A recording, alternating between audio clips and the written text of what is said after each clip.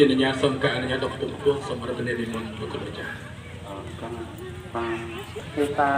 ងាត់មកពីរដ្ឋាតាំងចិត្តថាអនុមោទនីនិយមស្ងាត់ក៏គឺមក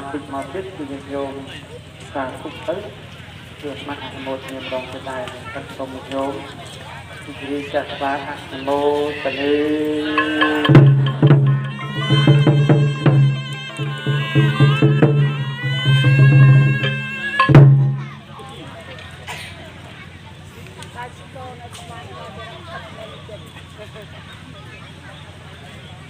សាធុសូមនិយមបានជំនាញដោយតែព្រះអង្គបានបើកជំនាញបានបើកស្វាយដល់ដើម្បីបានជាទីចាក់ស្រារបស់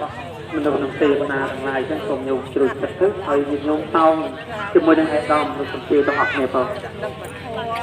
បដិធានជាថាយ៉ាងកេញចេកុសលកម្មង្កថាប្រាំយ៉ាងមនកាយេនវិចាប្រសាទសេសុខតੰកតੰយេសត្តាសញ្ញិណោអាថយេចសត្តាសញ្ញិណោកតੰអញ្ញផលังមៃហង្សពេភិយតិភវន្តទេកតੰសុវិតិតੰតណ្ណੰបញ្ញផលังមយេយេចមាតនជានន្តទេវិនិវេតយំសត្វពេលោកកម្មយេសត្តាជីវន្តាហេត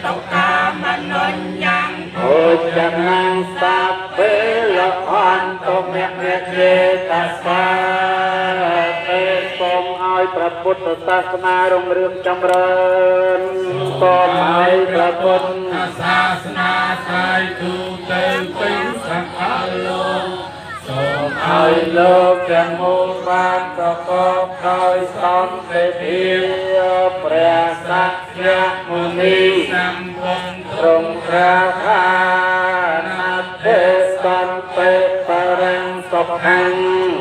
មានសេចក្តីសុខដតីក្រៅអំពីសេចក្តីស្ងប់ឡើយសូមអនុមោទនា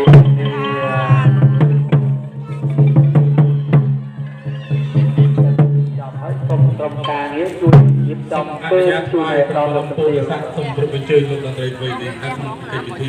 អរគុណ